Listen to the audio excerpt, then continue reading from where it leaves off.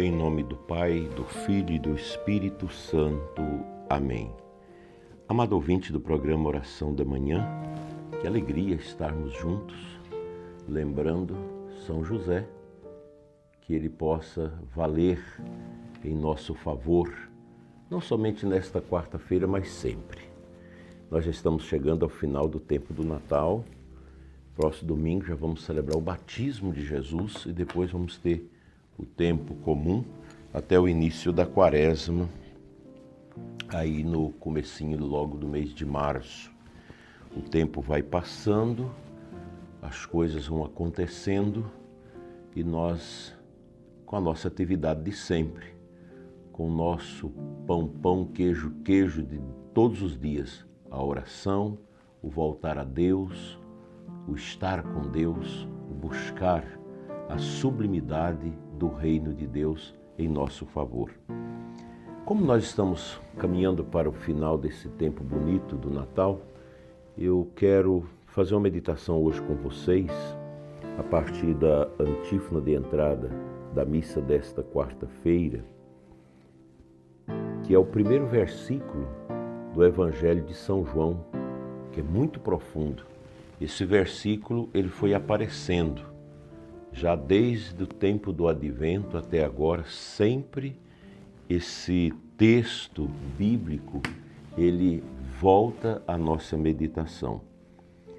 O conteúdo é o seguinte: no princípio era o Verbo, e o Verbo estava com Deus, e o Verbo era Deus.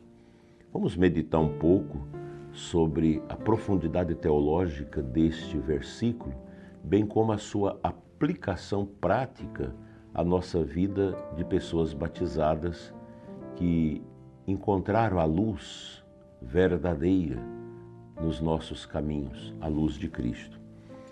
Este versículo, que abre o prólogo do Evangelho segundo João, é um dos textos mais profundos da Escritura, revelando o mistério eterno e transcendente de Cristo, o Verbo de Deus.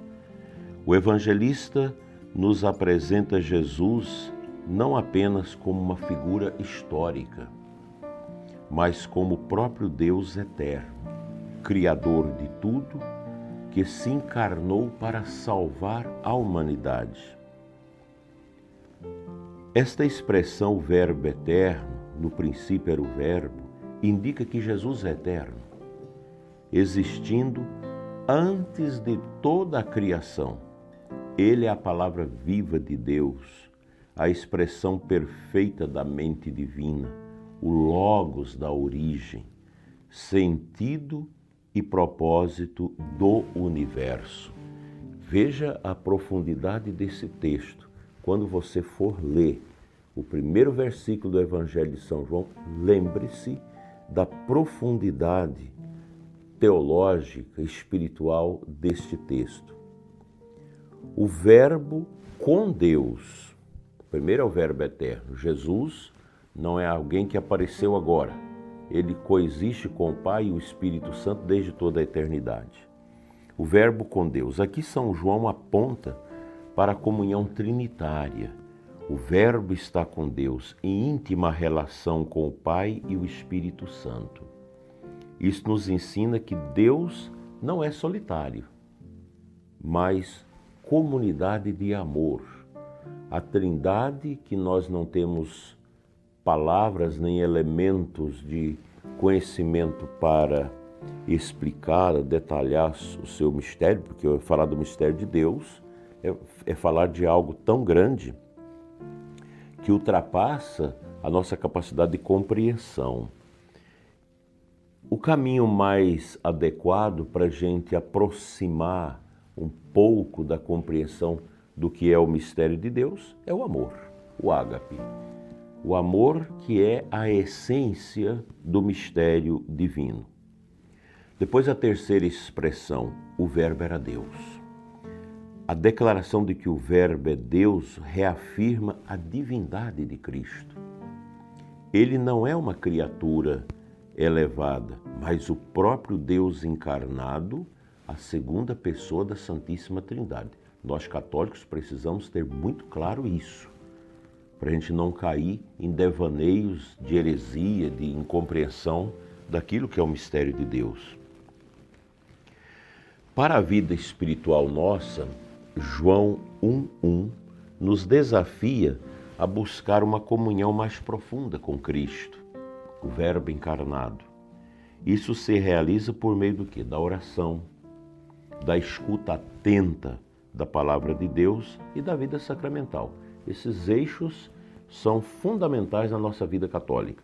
Oração, escuta atenta da palavra de Deus, aplicação da palavra de Deus à nossa vida e a vida sacramental. O Verbo nos revela quem é Deus e quem somos nós. A oração e a contemplação nos ajuda a alinhar nossa vida à vontade divina, conformando-nos à imagem de Cristo. É impossível para um católico ter uma vida espiritual elevada sem oração, sem contemplação da palavra de Deus. Nós precisamos ler a palavra todos os dias. Precisamos ter contato com a Sagrada Escritura todos os dias. E também a frequência na vida sacramental, confissão, Santa Missa, receber os sacramentos é uma grande dádiva para nós. E aqui eu quero dizer para você, meu irmão e irmã, que participa de outras denominações cristãs ou que não tem religião, que está aqui escutando o nosso programa, eu agradeço imensamente essa confiança sua, mesmo não sendo católico, de estar aqui conosco. Se você recebeu o batismo na Igreja Católica, se você sente esse desejo grande de procurar um crescimento maior na fé, venha. Se você saiu da Igreja Católica, volte. Não perca tempo. Nós precisamos agir enquanto é tempo. O tempo é curto, o tempo é passageiro e nós precisamos desta graça de Deus na nossa vida. Você que deixou a Igreja Católica, volte. Volte o quanto é tempo para o seu lugar, a sua casa. O Verbo era Deus, assumiu a nossa condição humana para nos ensinar a viver. O mistério da encarnação nos convida a imitar a humildade de Cristo, que veio não para ser servido, mas para servir. Assim, nossa espiritualidade de católicos e cristãos deve traduzir-se em ações concretas de caridade e justiça. Caridade é a virtude por excelência. Amar como Cristo amou significa ir ao encontro dos que sofrem, dos marginalizados, dos sofredores. É agir com misericórdia, vendo no próximo a imagem do Cristo sofredor. E a justiça que nos ajuda a aplicar a virtude das virtudes na nossa vida. A vida de Cristo é também um modelo de luta por justiça. Ele enfrentou as estruturas de pecado do seu tempo, desafiando-nos a trabalhar por um mundo mais justo, combatendo a corrupção, a exclusão social e a desigualdade. É o que não falta no Brasil, no nosso país. Injustiças, e a gente está vivendo tudo isso, todo esse caminho ruim de autoritarismo, de perda das liberdades e por aí vai. Então é preciso que nós nos eduquemos nesse caminho de Jesus.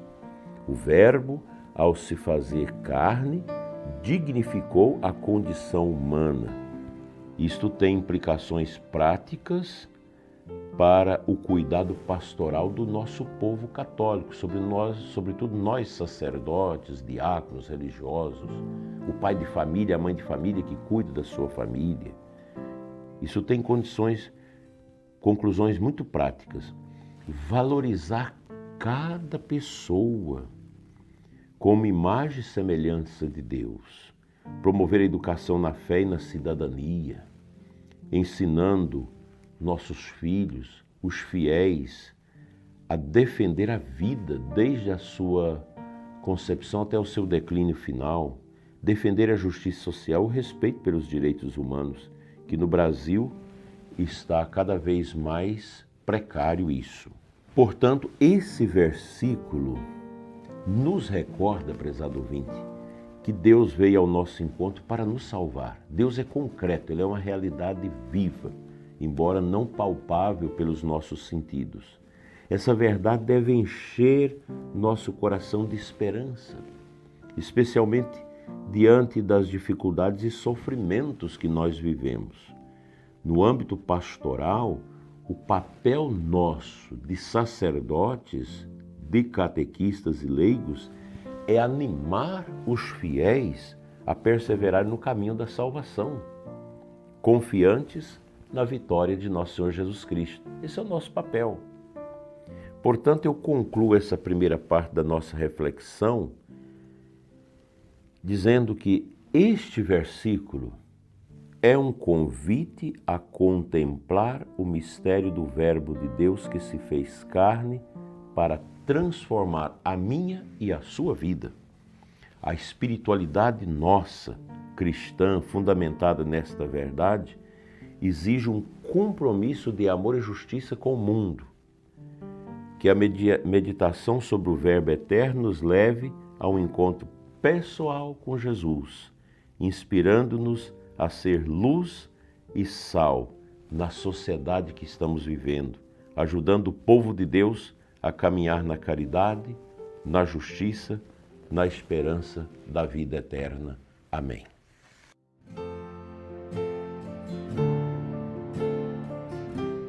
Você que vai à Santa Missa hoje, você vai escutar o Evangelho de Lucas 4, 14 a 22. Eu vou ler o último versículo para confirmar a nossa meditação. Todos davam testemunho a seu respeito, admirados com as palavras cheias de encanto que saíam da sua boca. O Verbo eterno de Deus, nosso Senhor Jesus Cristo, que enche a vida de todos nós com a beleza do seu reino. Ser católico é não perder de vista a necessidade da escuta daquilo que Jesus quer dizer para nós na sua palavra e no seu Evangelho. Que esta sua manhã de quarta-feira, prezado ouvinte, não obstante as suas dificuldades, seja uma manhã, um começo de dia com esse desejo. Eu quero ser do Verbo. Eu quero que Jesus entre na minha vida hoje e sempre. Amém.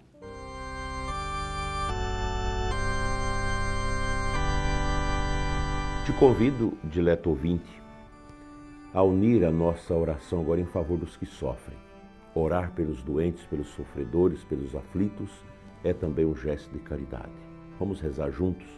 Você conhece pessoas que estão sofrendo. Seu nosso Deus e Pai, Pai das misericórdias eternas, enche o nosso coração de vida, de paz, de justiça, de caridade, de bondade, de santidade. Toca, Senhor, nossas almas, nossas vidas e cura o coração do ouvinte que está sofrido, angustiado, do ouvinte que está fora da Igreja Católica, mas está acanhado de voltar à Igreja. Volte, toca, Senhor, o coração dos irmãos que deixaram a Igreja Católica e que sente o desejo, a saudade da Igreja, da confissão, da missa, dos irmãos. Enche o coração destas pessoas de coragem para que elas voltem e dê o seu testemunho de amor, de unidade com o Verbo encarnado. Assim seja. Amém. Quero aqui pedir a intercessão de São Padre Pio, a relíquia está aqui, e de São José, a imagem está aqui, por você que nos acompanha. O Senhor esteja convosco, Ele está no meio de nós. Pela intercessão de São José e de São Padre Pio, venha sobre você que escuta o nosso programa nesta manhã e sua família, a bênção de Deus Todo-Poderoso, Pai, Filho e Espírito Santo. Amém. Fique na paz, tenha uma quarta-feira abençoada, deixe uma mensagenzinha aqui no nosso like, para melhorar o engajamento do nosso programa. Compartilhe esse nosso programa. Se você não se inscreveu no canal, faça-o, porque nos ajuda a engajar mais o trabalho da evangelização. Feliz dia para você, muita paz.